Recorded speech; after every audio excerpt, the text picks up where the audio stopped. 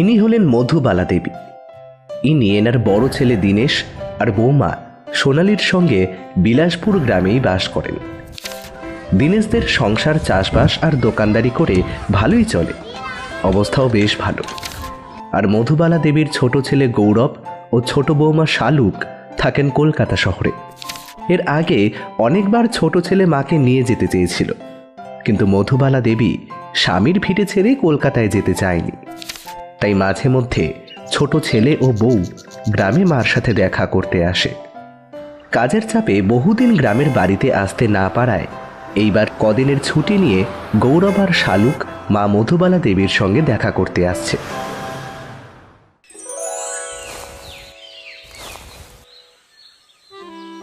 বড় বৌমা, বড় খোকা কি ইলিশ মাছ এনেছে? বড় দেখে একটা ইলিশ মাছ আনতে বলেছিলাম ওকে। ইলিশের ভাপা বানাবো। ছোট খোকা আমার হাতের ইলিশ ভাপা খেতে খুব ভালোবাসে। মা, এনেছি। রান্নাঘরে কেটে ধুয়ে রাখা আছে। আপনি রান্না করে মন ভরে ছোট ছেলে আর বউকে খাওয়ান। যত সব আদিক্ষেতা, সহ্য হয় না আর।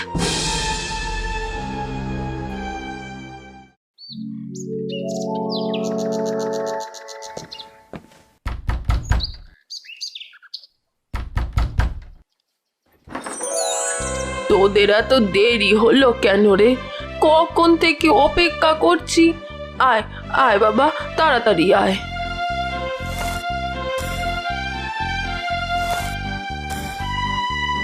চল চল, আর দেরি করিস না, অনেক বেলা হয়ে গেছে।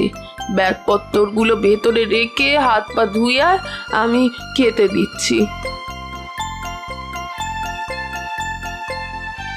দাঁড়াও বৌমা, আমি এক্ষুনি আসছি।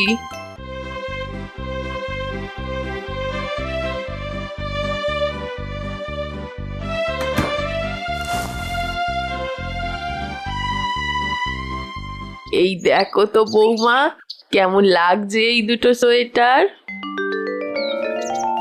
বাহ, এটা খুব সুন্দর লাগছে।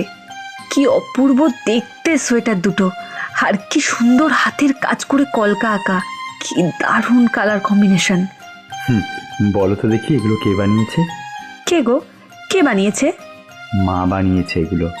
মা দারুণ সুন্দর হাতের কাজ করে, আর সেই সব হাতের কাজ এই সোয়েটারে উলের কাঁটাতে ফুটিয়ে তোলে। কি বলছো তুমি? মা, আপনি এত সুন্দর সোয়েটার বানাতে পারেন? ওই আর কি, এসব করি সেই ছোটবেলা থেকে। আমার মায়ের কাছে এইসব শেখা। আমাদের তো সবেই 2 বছর হলো বিয়ে হয়েছে। তুমি তো মায়ের অনেক কাজই এখনো দেখোনি। মাকে যে ডিজাইনই দেখাবে, মা সেটাই নিখুঁতভাবে সোয়েটারে ফুটিয়ে তুলতে পারবে। দেখলে অবাক হয়ে যাবে একেবারে। এই দুটো সোয়েটার আমি তোমাদের দুজনের জন্য বানিয়েছি। তোমরা সামনের শীতে পরো, কেমন? মা, একটু আসবেন রান্নাঘরে, একটু কথা ছিল। বৌমা, চলো।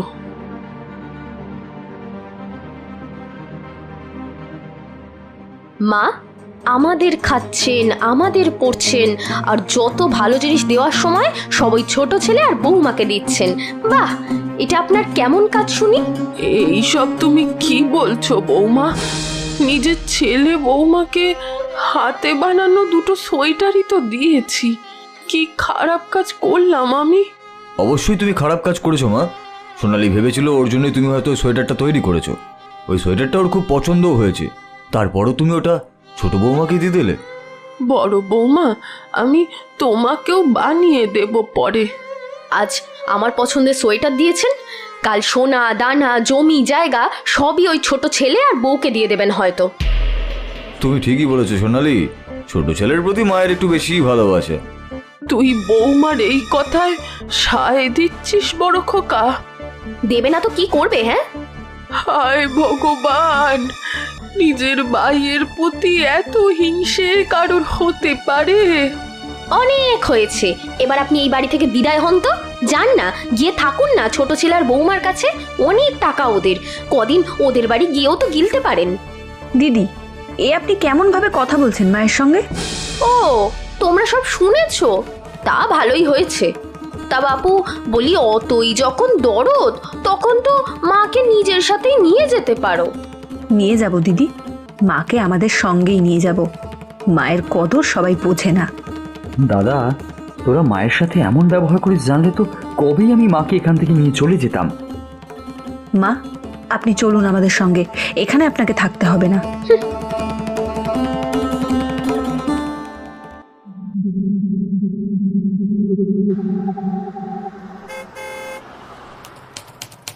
কি ব্যাপার, গৌরবের সোয়েটারটা হাতে তৈরি মনে হচ্ছে।